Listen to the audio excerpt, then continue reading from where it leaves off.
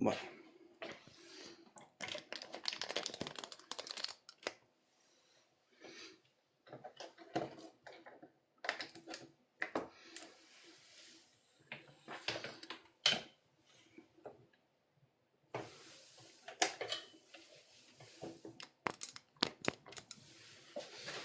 Por aquí, esto por allá.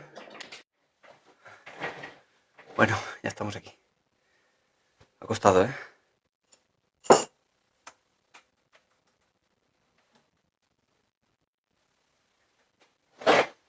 Y falta esto.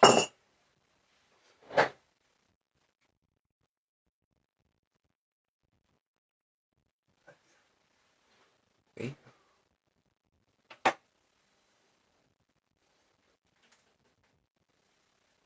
Hola, buenos días. Corriendo como siempre los martes.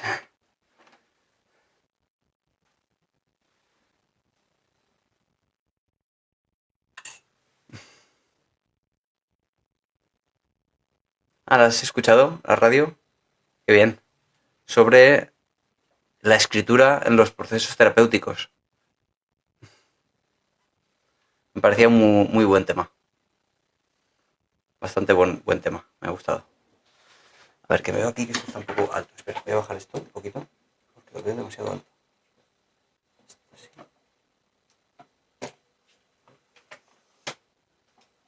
Aquí. Un segundo, ¿eh? Que arregle esto. Es que está demasiado... Me veo demasiado alto ahí. Ahí. Vale. Ahora sí. A ver. Ahora sí. Mejor. Entonces ahora... Esto sí. Ahora mejor. Ok. Por la radio tendrías que conectar la radio por internet. Radio es Radio Monobar y da igual al final la sintonía es meterte en la página que tienen ellos en internet para escucharla en directo. Hola Mar, buenos días.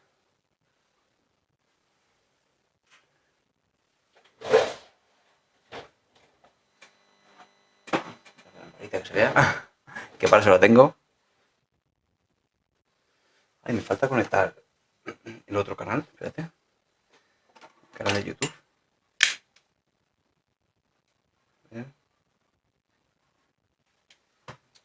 Madre mía, cuántas cosas.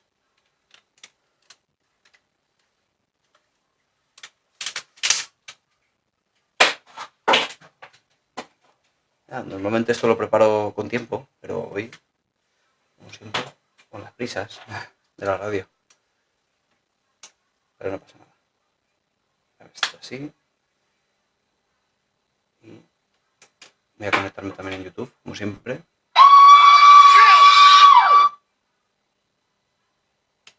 Ahí está. Correcto.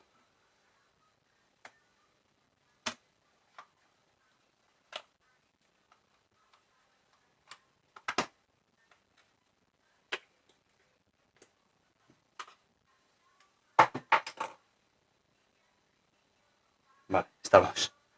¿Cuántas cosas, madre mía? Si es que no me da la vida. Es que tampoco puedo empezar más tarde porque luego a las 12 tengo un paciente, entonces si no empezaría más tarde, ya está. Pero si es que no tengo muchos huecos libres.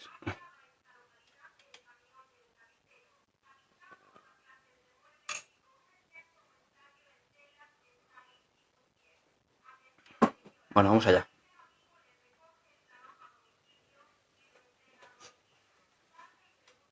A ver, ¿qué pregunta teníamos por aquí? A ver. Aquí no me aparece porque lo acabo de conectar. A ver, qué.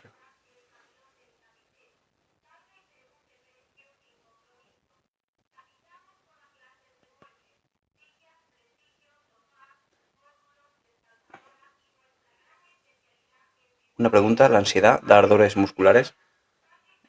Ardores musculares. Bueno, la ansiedad puede generar problemas musculares sin ninguna duda. Porque si estamos así por ansiedad, tensos todo el día, desde luego la tensión muscular va a generar algunos problemas y muchos fisioterapeutas lo dicen. Que tiene que ver al final con la tensión muscular durante todo el día, claro. Desde luego que tiene muchísimo que ver.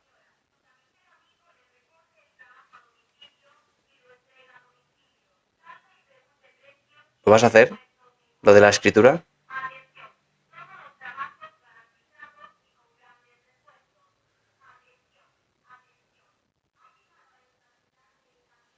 ¿Hay grabaciones psicólogo-paciente?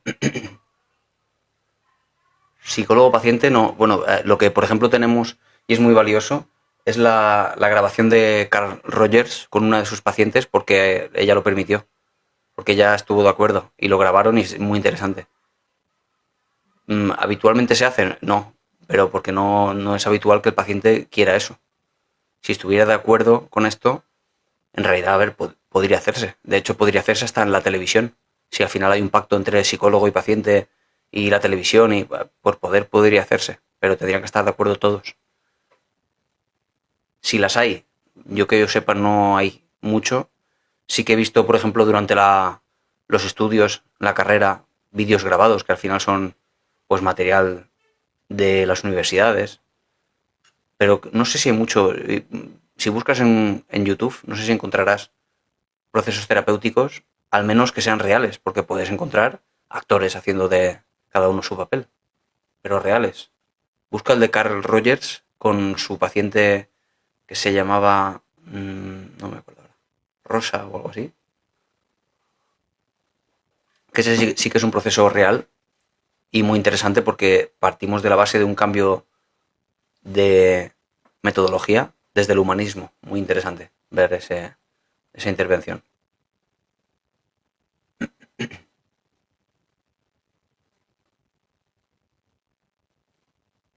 Me he estado haciendo una pregunta. A ver, si nuestro cerebro está todo el tiempo trabajando, ¿tiene desgaste? Sí, tiene desgaste. Por eso nos morimos con una esperanza de vida, digamos, a los 80 y pico años. ¿Te parece poco 80 y pico años? Si no tuviéramos desgaste, quizá viviríamos 150 años, 200 años, no lo sé. Pero las células tienen un desgaste, claro. Por ejemplo, fíjate, pero hay una paradoja en esto. Podríamos pensar que al igual que, no sé, las tortugas, hola Alberto, las tortugas viven muchos años, mm, probablemente porque gastan muy poco.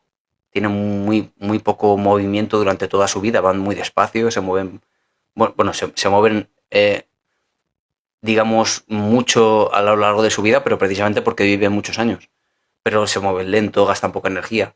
Podríamos pensar que, por lo tanto, un ser humano, si se mueve poco, su esperanza de vida aumentará.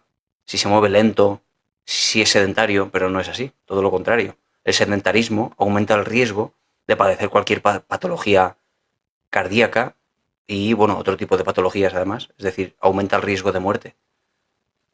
El sedentarismo. Es una paradoja al final, porque sí me he pasado las infusiones. Sabemos que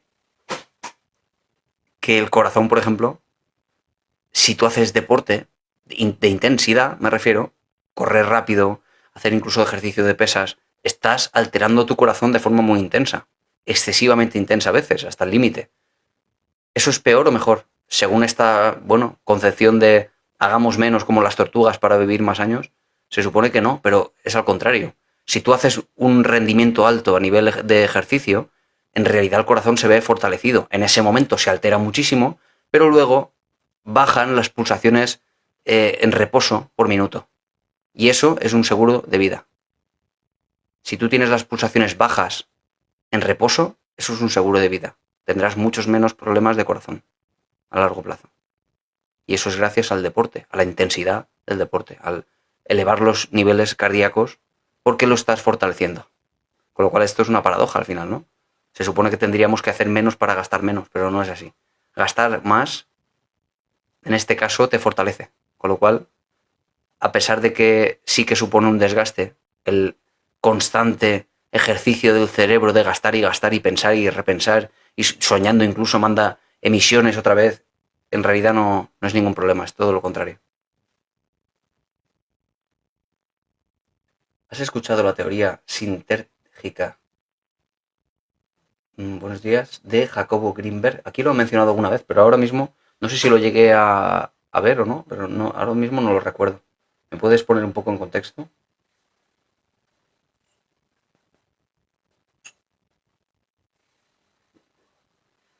Hay que hacer más deporte para vivir más años, Lina. Al menos si hablamos de problemas cardíacos, sí. Te protege el hacer deporte, porque el corazón está más preparado y es menos probable que tengas un problema de corazón. Y es que los problemas de corazón es la primera causa de muerte del mundo. Por infartos, por causas del corazón, me refiero. Con lo cual, sí, hay que hacer más deporte y de esto no hay ninguna duda. Ninguna duda. La evidencia masiva a nivel científico sobre esto es completamente tajante. ¿Sabéis cuando alguien dice esto? Dice, ya, pero yo conozco a uno que era joven, hacía un montón de deporte, no fumaba, no bebía y se ha muerto. Digo, claro, pero como este se ha muerto uno de cada 200.000 que se mueren, que no hacen ni deporte, ni son sedentarios, más bien, comen mal, etcétera. La evidencia es clarísima. Más deporte, más seguro de vida. ¿Vale? O sea, en ese sentido no es.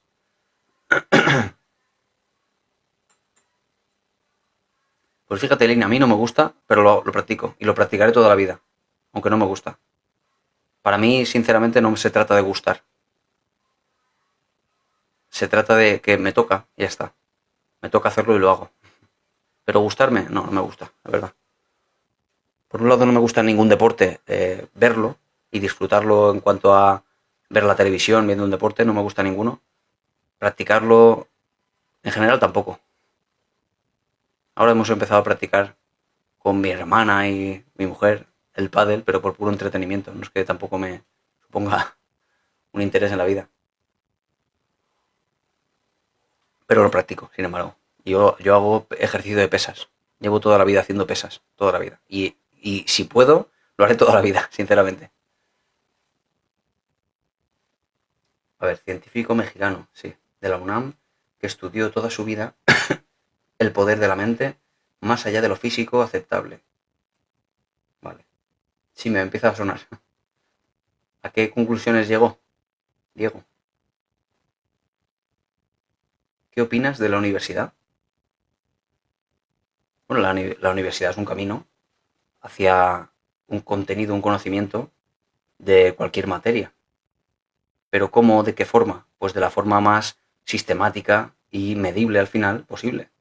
Porque tú puedes estudiar por tu cuenta cualquier materia. ¿Es lo mismo que estudiar en la universidad? No, por una razón muy sencilla. La universidad es una experiencia inmersiva que requiere un esfuerzo terrible, a veces muy asociado a ansiedad y a muchos procesos de malestar, y además con una evaluación rigurosa de qué es lo que estás aprendiendo. Es decir, acabas, si superas todas las fases, con una certificación de que verdaderamente has adquirido esos conocimientos. Con lo cual no es lo mismo que estudiar por tu cuenta algo en el que a veces estudiarás más, a veces menos, nadie te evalúa, no sabes exactamente qué es lo que estás estudiando. No estás, por ejemplo, 6 horas al día estudiando, o 7 u 8. No es lo mismo porque nadie te obliga.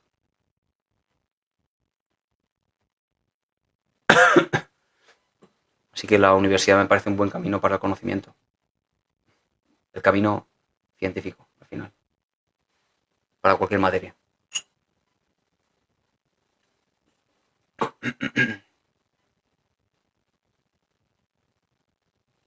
Yo moriré por sedentaria, entonces. Yo soy pesada, dicen. A ver, Pepa nos dice, yo todos los días hago 1 hora de ejercicios, aparte de los de mi rehabilitación, que bien. Es maravilloso.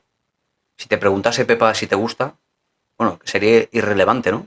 El caso es que lo haces por salud y por, en fin, por mejor, ya no solo por salud, sino por sentirte mejor. Al final, si haces deporte, vas a estar más activa, con más energía incluso, no con menos.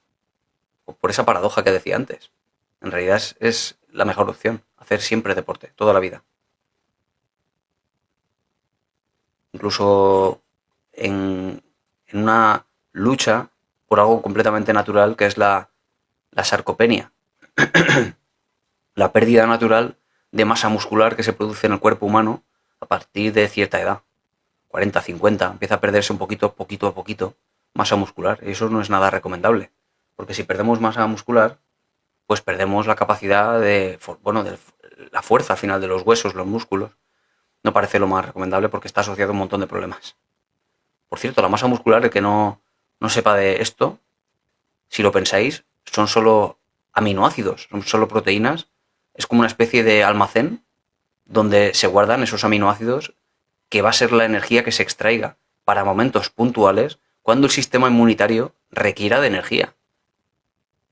Porque si tú tienes masa muscular, una masa muscular grande, en realidad eso te va a ayudar precisamente para que le des gasolina al sistema inmunitario si tienes una enfermedad. Así que muy interesante, y esto no tiene nada que ver con la edad. Puedes tener 20 o puedes tener 60 o 70 años y seguir trabajando para no perder la masa muscular o incluso ganarla. Hola Evelyn, buenos días.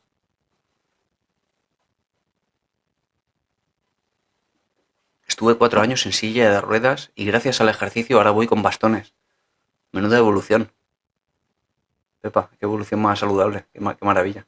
Te sientes además mejor, la autoestima más alta, y entiendo que tu perspectiva es seguir adelante con tal de mejorar todavía eso, ¿no? Maravilla. Te sientes además mejor, la autoestima más alta, y entiendo que tu perspectiva es seguir adelante con tal de mejorar todavía eso, ¿no? Qué maravilla. A ver, vamos a ver, Diego, con la teoría esta de Greenberg, que alguna vez lo han mencionado, ¿eh? La mente puede moldear la realidad, siempre y cuando se tenga la conciencia despierta, incluso de manera inmediata. Manipulación de la materia. Sí, sí, ya sé a qué te refieres. Sí lo han comentado alguna vez. Vale.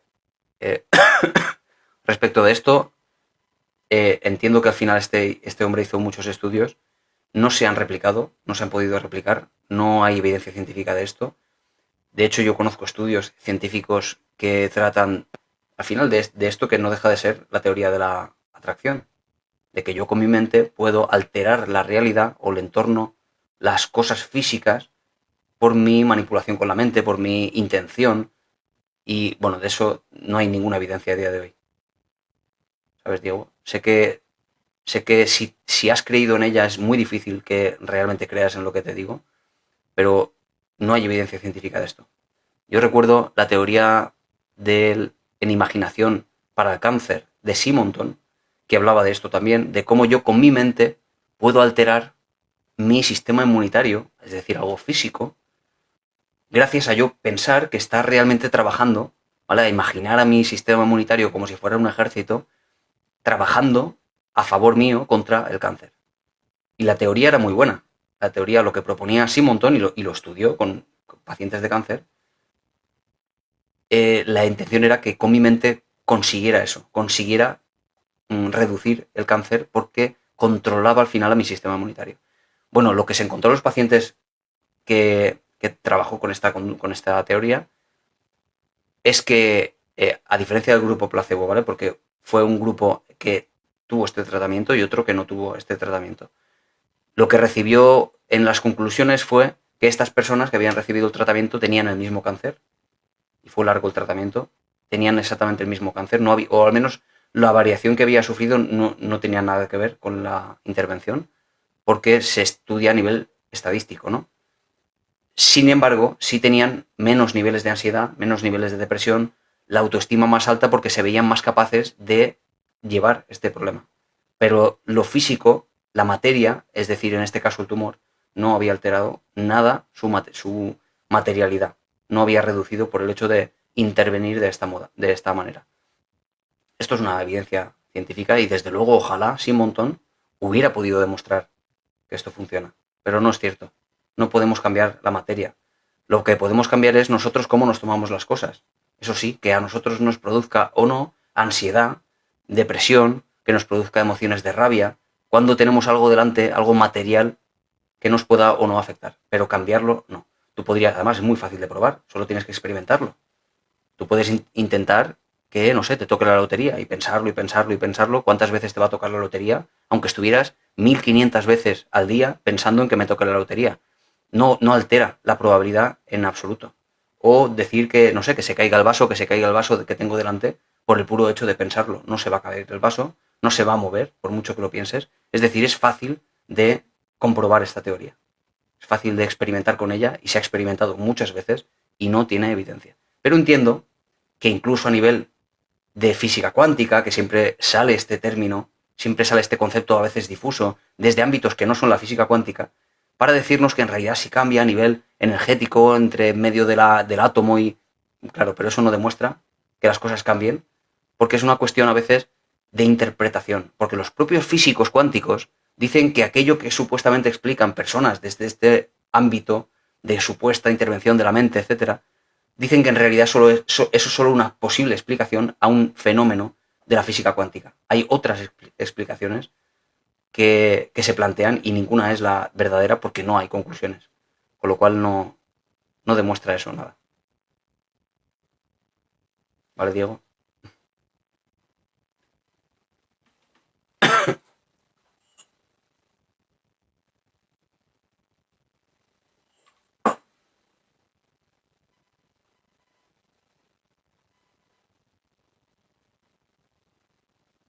A ver.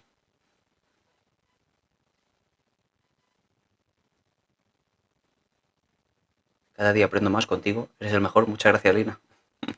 No sé qué estaba diciendo en ese momento, porque hace un rato ya de este comentario.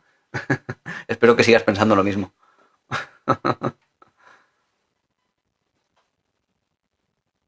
Es como placebo, así es. ¿Es mala la anedonia? El no sentir. ¿Te refieres?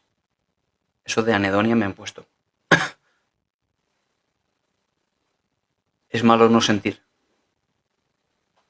¿Te causa preocupación esto? Mi madre... hola, Carlos. Mi madre se cree que poner el boleto al lado de una virgen da suerte. Y no es así. El otro día hablamos de la suerte, del pensamiento mágico, que se llama en psicología, incluso en lógica, de este pensamiento cuando asociamos una cosa a otra, sin que realmente tengan una asociación, solo porque crees, porque sucede en el tiempo, a veces pues que pongas algo al lado del... ¿Cómo era? ¿De la Virgen? Sí. Pones el boleto al lado de la Virgen y, bueno, te toca, no sé, el último número, te devuelven el dinero, porque ese día quizá lo has puesto, empiezas a asociar en tu mente que tiene algún tipo de influencia. Como decía el otro día, pues no sé, ponerte una gomita en la mano, haces un examen, apruebas el examen y empiezas a relacionar por ese pensamiento mágico que la goma tiene algo que ver con la suerte, con que realmente aumenta la probabilidad de aprobar el examen y no tiene ninguna relación. Es solo pensamiento mágico.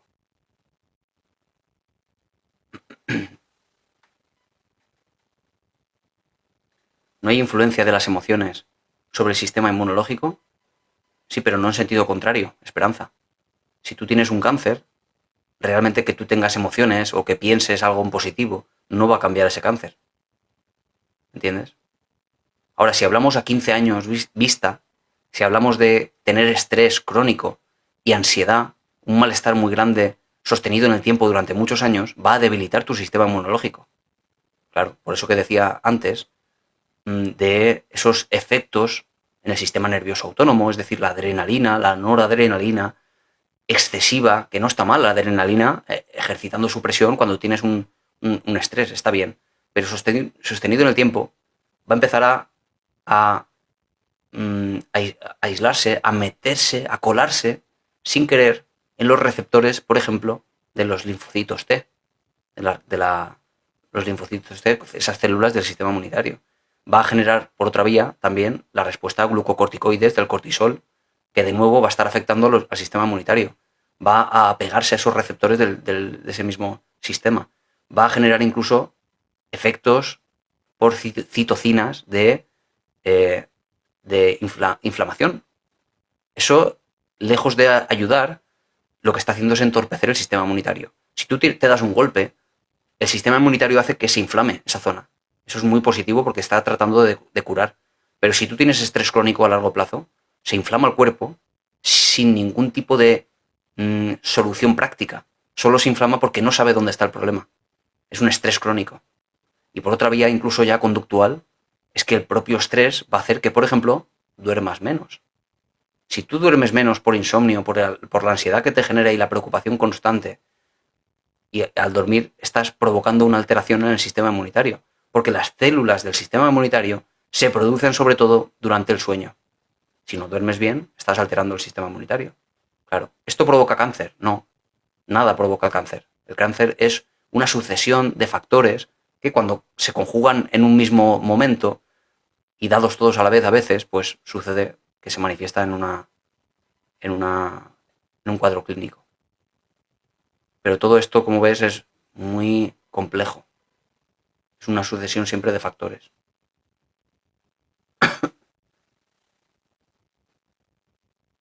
A ver, no se atrae lo que quieres, se atrae lo que eres.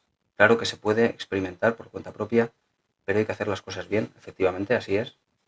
Hay que hacerlo con rigor. Es evidente que si la mente es capaz de enfermar el cuerpo, también es capaz de revertir la enfermedad o padecimiento. Sí, pero por eso digo, Diego, que hay que demostrarlo. Y en este caso se intentó demostrar y se ha vuelto a replicar este estudio y no se ha conseguido evidenciar. No solo es que yo lo crea, no solo es esta supuesta deducción lógica que tú estás haciendo, porque deducciones lógicas mucha gente las hace en ciencia y luego las pone a prueba. Y a veces se dan cuenta de que estaban equivocados y a veces se dan cuenta de que han acertado. Es una deducción, es decir, tú supones, si la mente, no de forma consciente, es capaz de enfermar el cuerpo, tú deduces que por tanto es al contrario. Pero no se trata solo de que lo puedas deducir, hay que demostrarlo. Eso es la ciencia, al final. Un proceso de razonamiento que luego hay que llevar a la empiria. Si la empiria dice que no, entonces no. Claro, es importantísimo esta parte. No podemos quedarnos solo en la deducción porque puede ser errónea. Y muchas veces ha ocurrido, muchas veces. Yo soy seguidor acérrimo de Paul Ekman, que es el mayor investigador de las emociones en psicología, y él intentó demostrar, tenía una hipótesis, que resulta que, fíjate si era bueno el tío que lo hizo tan bien, estaba convencido de que eso era así y se equivocó completamente. Él decía que la expresividad facial de las emociones, la expresión facial, no era universal, que cada cultura tenía la suya propia. Después de años de investigaciones, concluyó que estaba equivocado, que es completamente universal en todas las culturas, en todas expresan la misma expresión facial para las emociones básicas. Se equivocó, tenía una hipótesis, él suponía que sí, por una deducción lógica, y se equivocó. Bueno, se trata así de la ciencia. Así que eso, Diego, como digo, hay que demostrarlo. Y Simonton lo intentó demostrar y se equivocó. No se equivocó, sino que él esperaba encontrar realmente esa influencia y esa era su hipótesis y vio que no era así. Con lo cual estamos en que mientras no se demuestre lo contrario, no es así. Y en esas estamos, Diego. No hay evidencia a día de hoy que con la mente podamos curar un cáncer. Ninguna evidencia, absolutamente ninguna. ¿Alguien con su mente puede controlar y solucionar un problema psicológico como la ansiedad? Claro. El insomnio, claro. La depresión, claro. Eso es el tratamiento psicológico. El tratamiento cognitivo-conductual. Tratamos a través de las cogniciones de lo psicológico, lo mental, unas emociones que surgen de esa mala interpretación de nuestra mente, catastrófica de las situaciones, y a nivel conductual cambiar esos patrones que nos llevan a reforzar o a retroalimentar esos problemas. Pero un cáncer, no se puede, porque se ha probado y no se ha confirmado, se ha puesto a prueba y no se ha confirmado. Así que en esas estamos, como digo, Diego. Aquí no se trata de opiniones, no se trata de deducciones supuestamente lógicas, porque si las premisas estén equivocadas, la deducción, la conclusión de la deducción es falsa. ¿Entiendes, Diego? Mientras no haya evidencia de ello, no podemos concluirlo.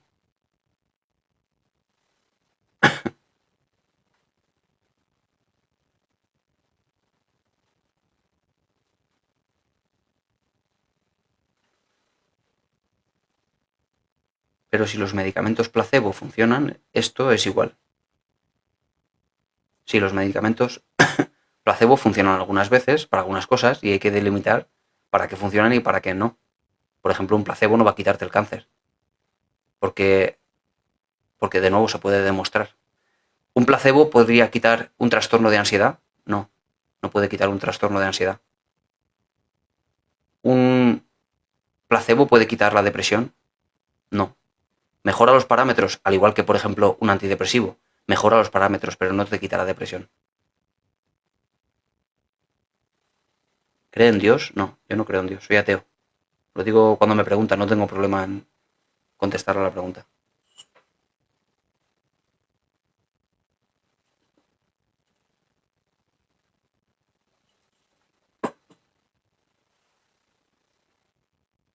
A ver. Buenos días. ¿Hay algo que pueda quitar la obsesión sobre una persona? La obsesión sobre una persona te refieres en positivo, supongo. ¿Te refieres a enamoramiento, Manoli? ¿O no? ¿O te refieres incluso al odio, que a veces ocurre también?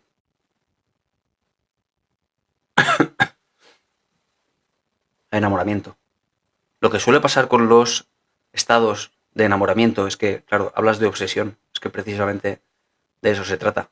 De procesos de obsesión.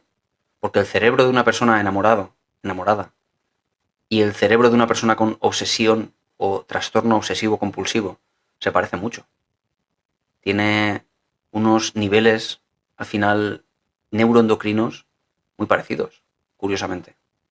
Dado que es así, pues podemos darnos cuenta de que, y me refiero a cualquier persona que se enamora, el estado de enamoramiento lleva a eso, a que no podamos pensar prácticamente en nada más que en esa persona durante todo el día, como le pasa a una persona con ese trastorno de la obsesión. Todo el día pensando en algo que te preocupa, que te lleva a una compulsión, que es hacer algo, ¿no? El problema del enamoramiento es, digamos, si lo analizásemos a nivel neuroendocrino, como digo, que se parece mucho, ¿no? Esos neurotransmisores, ¿no? Como bailan, hay unos niveles bajos de serotonina, altos de dopamina, hay un problema con la noradrenalina, puntual y transitorio, porque el enamoramiento se pasa, que es lo que no nos permite desenfocar la atención. Pero en cualquier caso, Manoli, el grandísimo problema es, sobre todo, el haber idealizado a la persona. Has construido en tu mente una imagen de esa persona ideal que no es tal jamás.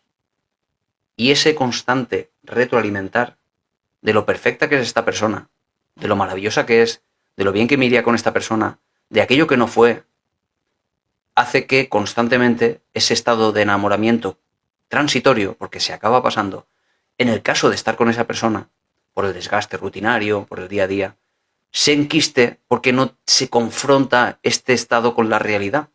No se confronta esta persona con la rutina y el levantarse todos los días y el hacer las cosas juntos, que es lo que ocurre normalmente cuando dos personas enamoradas se juntan. Acaban pasando de un estado de enamoramiento a una fase más estable de vínculo y de compromiso. Y el enamoramiento empieza a bajar. Algunos autores sugieren que al cabo de los 2, los 3 años. Stenberg, por ejemplo, es uno de ellos.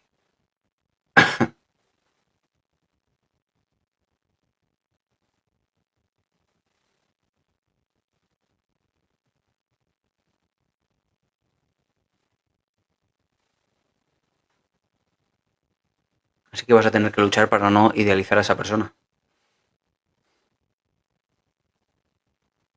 Esto que estás diciendo sí que me ayuda para compartírselo a alguien. Luego, como lo publico luego, se lo mandas. A lo mejor, mira, Liseta, ahora que lo dices, igual hago un vídeo corto de esto. Si lo puedes pasar directamente.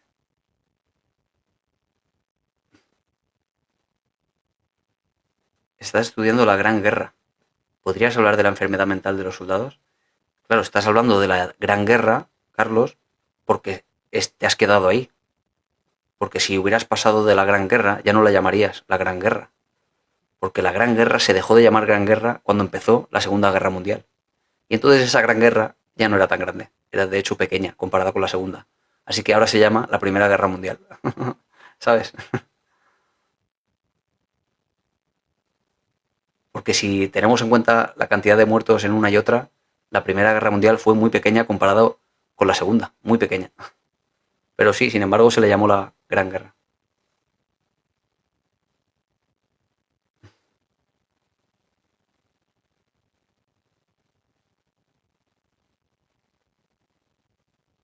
Sí, llevan amenazando con la tercera durante mucho tiempo y siempre todo el mundo avecina, pero de momento aquí estamos.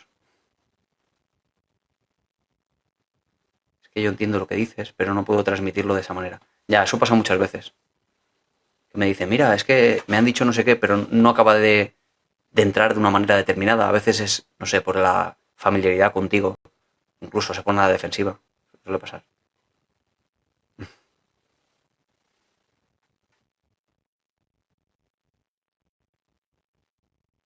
Entonces me pregunta sobre todo, Carlos, por el estrés postraumático de la guerra, muy habitual después de esa primera guerra.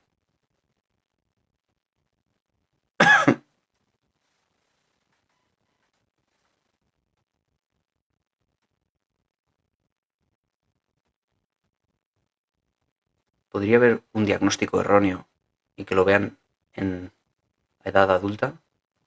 Claro, es que los diagnósticos son al final una etiqueta que se pone siempre de forma temporal porque puede equivocarse. Es mientras no aparezcan datos que desconfirmen ese diagnóstico y nos hagan pensar en otra cosa. Por ejemplo, si durante la infancia aparecen síntomas de, no sé, autismo, de, eh, de capacidad límite, por ejemplo, y en un momento dado, al cabo de, pues, cuando llega la edad adulta, aparece un brote psicótico, viene un poco a desestimar lo anterior y empieza a valorarse la posibilidad de un criterio diagnóstico psicótico, como la esquizofrenia, ¿no? Todo depende de cuáles sean los síntomas y que esto evoluciona. Claro que puede equivocarse el diagnóstico. Tened en cuenta que el diagnóstico no es definitivo. El diagnóstico solo es para intentar ayudar a esa persona. Solo para eso. Para guiar la terapia, para comparar a veces con otros pacientes que se parecen y eso que nos guíe también. Pero no es tampoco definitivo. Pero es muy posible que pase. No se trata de decir, os habéis equivocado, qué mal lo habéis hecho. Es que con los datos que se tenían entonces se emitió un diagnóstico coherente con esos datos. Pero no necesariamente va a ser coherente con datos futuros. Porque claro, quizá el cerebro en ese momento no estaba tan desarrollado como para poder diagnosticar de, por ejemplo, un trastorno de la personalidad. Porque los trastornos de la personalidad se diagnostican a partir de los 18 años. No se puede diagnosticar ni un TLP, ni un trastorno esquizoide con 15 años, por ejemplo. No se puede. Y claro, faltarían datos todavía. ¿Entiendes?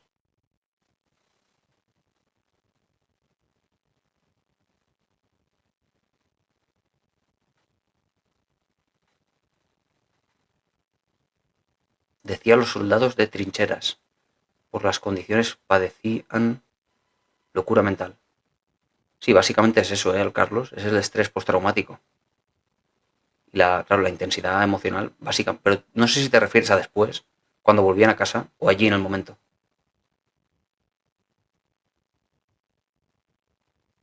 Se necesita horas de directo para explicar eso. Tienes razón.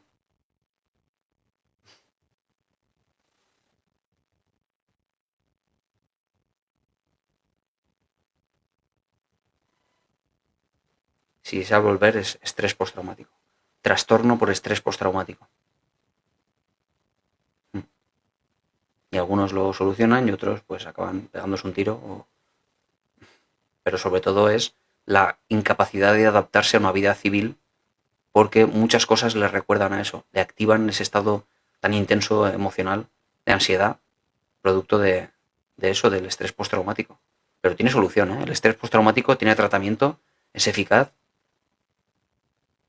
pero a veces no lo consiguen por muchas razones, porque no van a terapia, porque, en fin, las complicaciones típicas de cualquier problema, solo que en este caso el riesgo de suicidio, por ejemplo, es alto. Ahí he dicho esa palabra y creo que no se puede decir.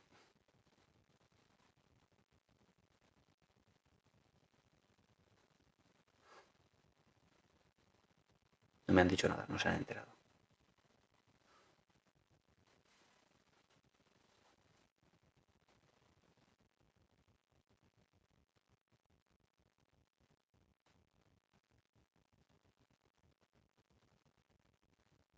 A ver, que tengo aquí un montonazo de comentarios dispares, cada uno de su madre y de su padre. A ver si encuentro el hilo un poco. ¿Qué podría hacer? Un segundo que me eche un poquito de agua.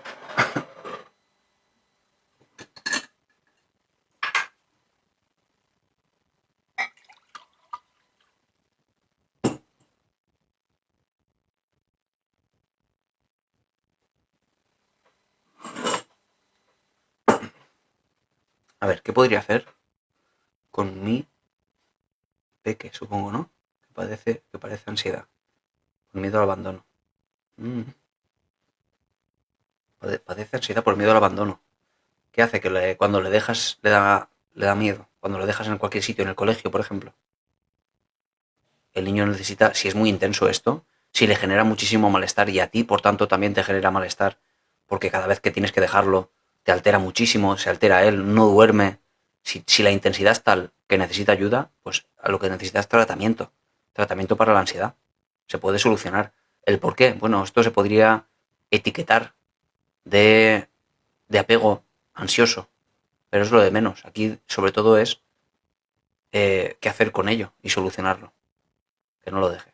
Pero te causa, es muy extremo, te causa a ti y al niño mucho malestar y le preocupa demasiado, no sé, incluso que te mueras y que no estés, que lo abandones. Si es tan intenso que te altera tu rutina, tu vida y la de él, va a necesitar tratamiento el niño.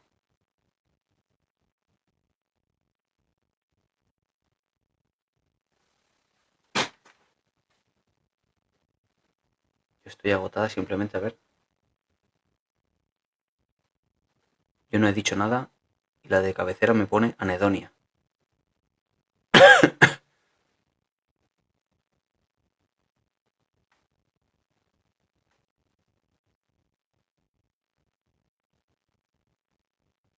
¿Te preocupa que te ponga eso en el diagnóstico incluso? A ver, la anedonia no es un diagnóstico en sí mismo, solo es un síntoma. Y no cumple con ninguna categoría.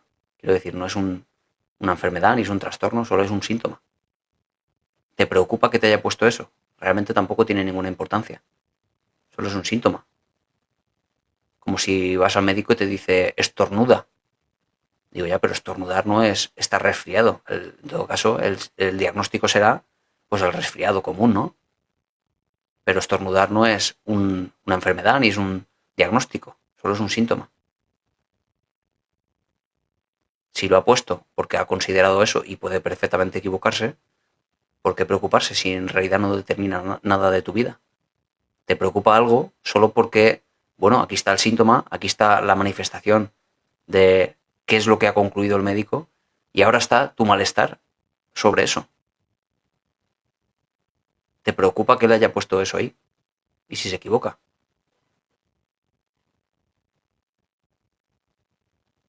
¿A ti te pasa eso que no sientes? ¿Te pasa que no sientes?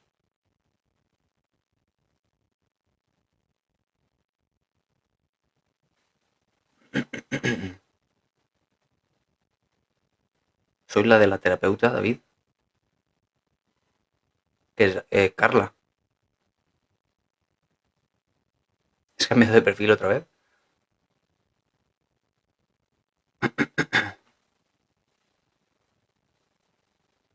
Ah, vale. No te había reconocido.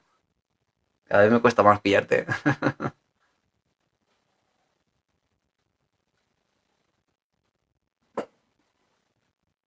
A ver, al final el médico, si te ha puesto eso, es porque algo le has tenido que decir tú, porque, bueno, al final él no sabe si no te ha hecho pruebas, no sabe algo psicológico y emocional, porque no tiene las pruebas para eso. Sencillamente es que algo habrás dicho relacionado con tu vida, que estás como apática, que no tienes ganas de nada, algo así, no sé, y sencillamente habrá puesto, bueno, pues entonces es este síntoma. Pero bueno, puede perfectamente equivocarse, solo es un nombre.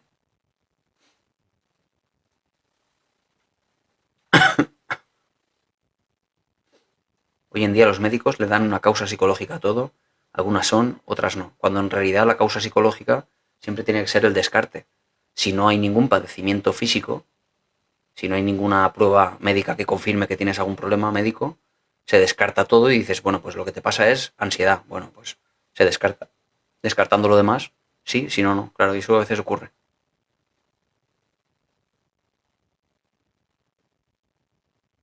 A mí me pusieron hipocondríaca y me molestó muchísimo. Y desde luego que no ayuda, ¿eh? La etiqueta no suele ayudar. Y es verdad que molesta. Molesta eso. David, un sordo, ¿cómo ordena su mente sin idioma verbal? ¿Piensa en signos? Un sordo, ¿cómo ordena su mente sin idioma verbal?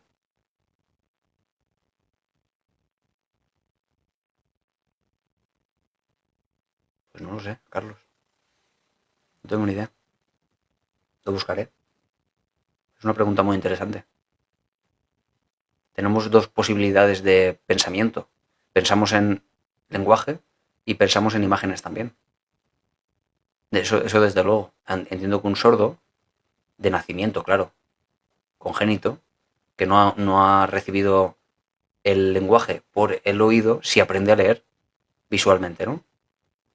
Cuando uno lee, desde luego está percibiendo su cerebro todo ese lenguaje, aunque no recibe desde el punto de vista auditivo, pero está recibiendo ese mensaje, lo transcribe ese mensaje y al final su mente lo está leyendo, está manejándose a través de ese lenguaje. Con lo cual entiendo que el pensamiento se desarrolla a través de eso, solo que no lo ha escuchado, pero sí lo ha visto. Es que el lenguaje no es algo humano, si lo pensáis. El lenguaje es algo con lo que uno no nace. Si uno no aprende a leer y a escribir, no va a aprender de forma natural. Solo se produce porque alguien le enseña.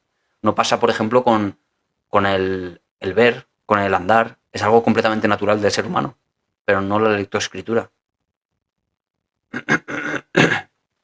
Con lo cual el sordo, si aprende a leer, de todas maneras está trabajando con un lenguaje. Y su pensamiento también se verá determinado por ese lenguaje aprendido visualmente. Pero no lo sé, ¿eh? Lo estoy intentando extraer de la lógica. No tengo ni idea.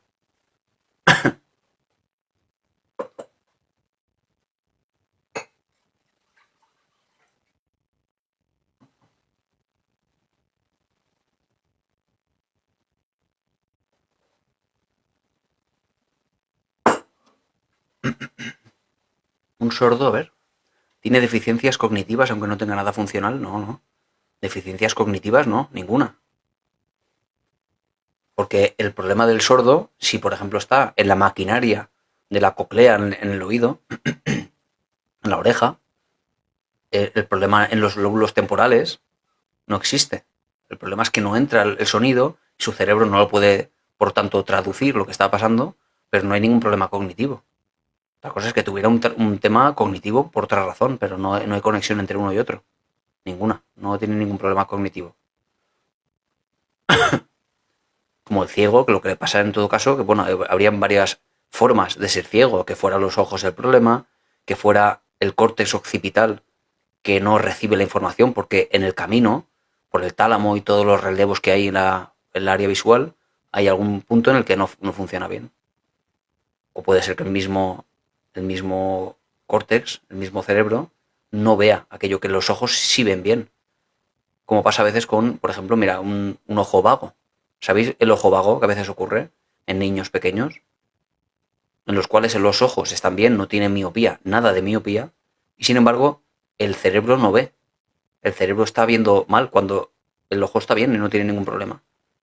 Porque está el otro ojo que va mejor haciendo todo el esfuerzo, se adapta el cerebro y ese ojo vago va quedando relegado y va como desarrollándose menos. Porque al final el desarrollo del cerebro de los niños va creciendo también en cantidad de neuronas en esas áreas. Si no crece porque no se está estimulando, porque el otro está recibiendo la carga, la mayor carga de la fuerza, la intensidad del ver, bueno, pues se va desarrollando menos y en realidad el ojo está bien. No tiene miopía ni astigmatismo, no tiene nada el ojo. Está perfecto. En ese caso sería una cuestión cerebral, pero no habría tampoco problemas cognitivos.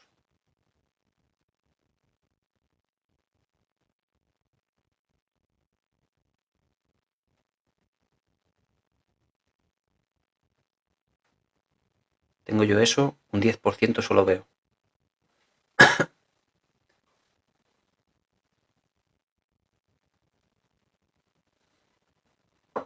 Pero en un ojo, ¿te refieres? En un ojo, por lo del ojo vago. Y el otro se desgasta muchísimo. A ver, y me refiero a sordo de disfunción del propio oído.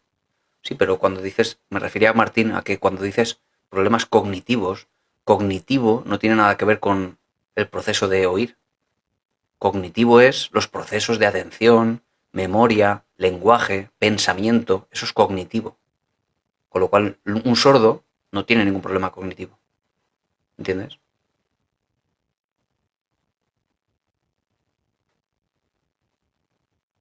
Yo tuve ojo vago a los 14 años y me la tenía que tapar para que el otro trabajara. Sí, así es. Es lo que se suele hacer.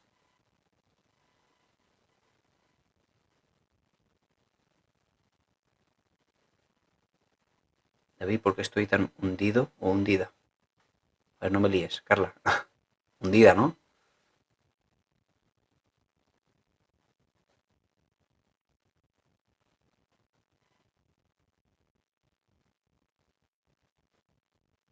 Porque te falta complejidad en la vida, Carla. Te falta complejidad. Tu vida no solo puede ser esa persona que tú sabes. Y parece que se ha convertido en el centro de tu vida. ¿Sabes? Tienes que hacer más vida social, más ocio, más algo que llene todo ese vacío. Buscar un sentido a la vida. Un algo que hacer. Un algo por lo cual levantarse y hacer cosas. Sin esperar, de hecho, ningún tipo de motivación. Solo hacerlo. Empezar a moverte. Lo otro aparecerá con el tiempo.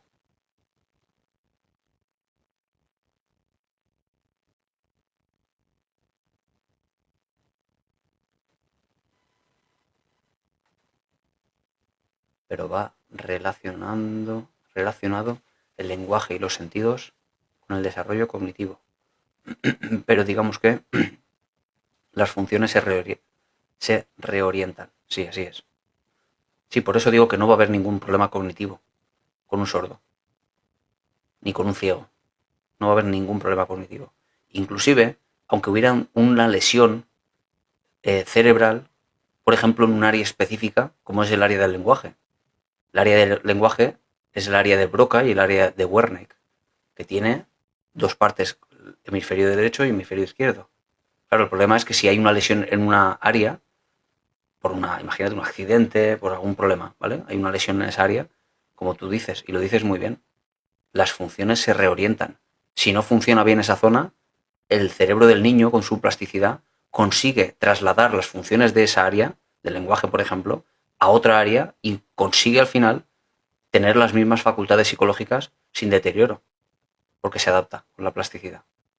Con lo cual no hay deterioro cognitivo con ningún sordo ni con ningún ciego, a no ser que el deterioro sea por otra razón. ¿Entiendes? No, soy psicólogo. Elsa.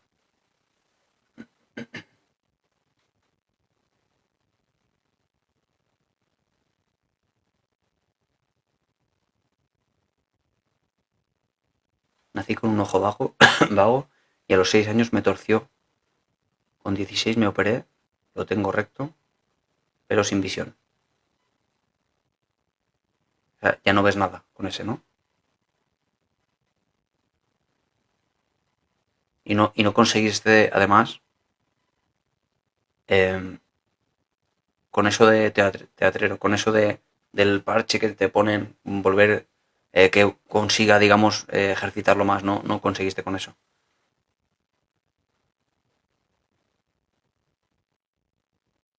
Pues vas a tener que hacerlo sin ganas, Carla, si lo que buscas es estar mejor, ¿sabes?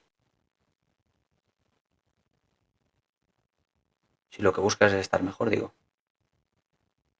Si no, no. Uno tiene que estar tomando decisiones todo el día. A veces se equivoca y a veces no, pero tomando decisiones. Uno cuando está muy mal muchas veces dice, es que estoy mal, pero quiero estar bien.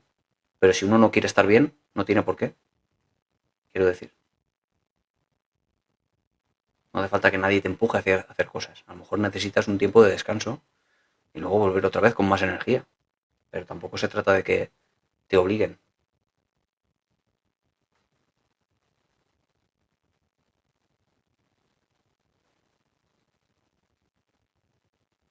Bueno, es psicólogo, no es neurólogo, aunque va relacionado.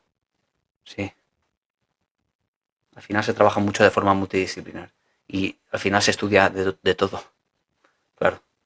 Porque al final todo parte del cerebro, en psicología también, y se estudia el cerebro, vamos, y todos los procesos neuroendocrinos, neuroinmunitarios, o sea, es la psicobiología. Se estudia muchísimo en la carrera también. Y menudos libros de psicobiología. Madre mía.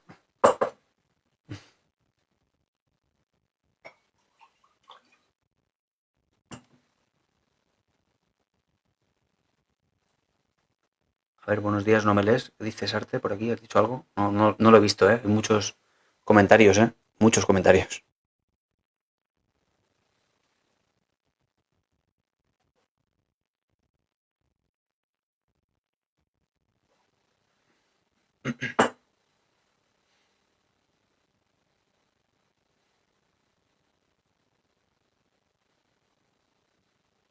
No, no sé, no lo he visto.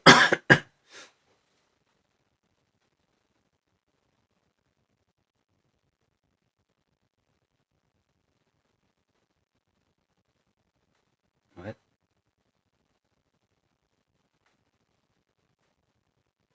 Pues que hay aquí un montón de comentarios que me he dejado, ¿eh? A ver. Un idioma no nativo se olvida con los años al no usarlo o solo se oxida. Un idioma no nativo, ¿no? O sea, aprendes inglés, por ejemplo, y de no usarlo,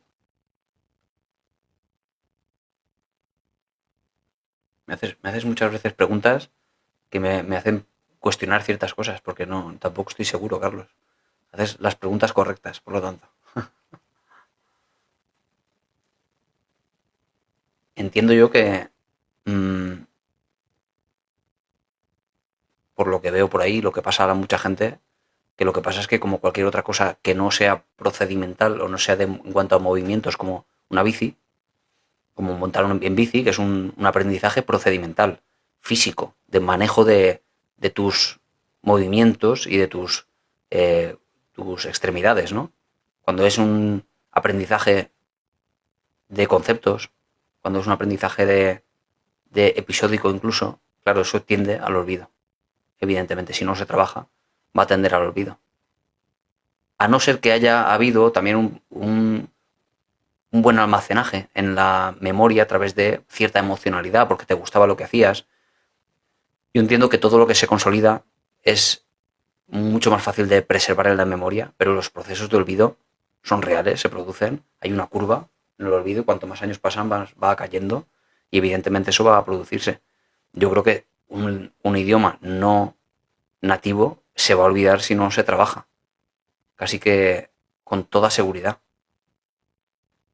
Pero ¿el qué se va a olvidar? No se va a olvidar las estructuras, pero se van a olvidar los contenidos más bien de conceptos, palabras concretas, pero no creo que se pueda retener toda esa cantidad de palabras que requiere a veces un idioma para hablar. Las estructuras básicas, claro, porque se han machacado tanto y se ha repetido tanto que por propia repetición y tantos años durante la infancia hasta después, bueno, al final hay cosas que no se van a olvidar por pura repetición, pero los conceptos, etcétera, y las cosas complejas, sí, seguramente sí.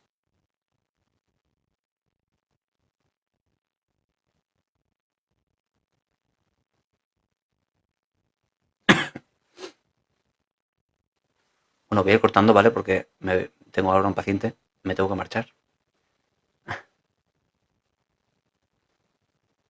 El cerebro aprende por emoción, no, no es que aprenda por emoción, pero todo aquello que es con emoción se retiene mucho mejor en la memoria, mucho mejor. ¿Se puede aprender sin emoción? Sí, pero peor, ¿vale? Lo cual es mucho más interesante aprender con algún tipo de emocionalidad. A veces incluso con emociones malas. Bueno, voy a despedir por aquí. Eso es, por ahí te sale la pantalla de suscripción, si te quieres unir.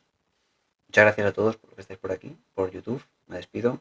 Mañana a las 10 en punto, otra vez por aquí, ¿vale? Los martes es que me conecto un poquito más tarde.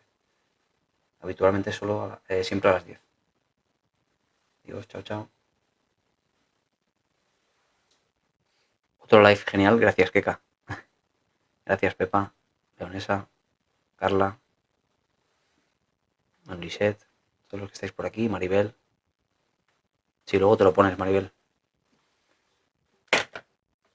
A ver si lo subo pronto.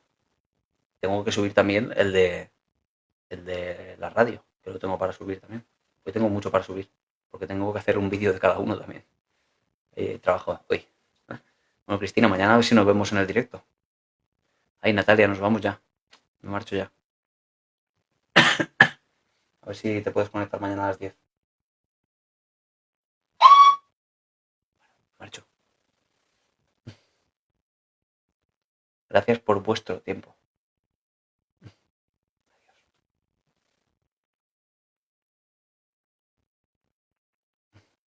Espectacular. Ay, Lisette, lástima. Pero bueno, como lo subo después, si puedes, mientras estar ahí por la noche a la 1 de la mañana, te lo pones. Ahí el bar, con tu trabajo, la verdad. Adiós, adiós.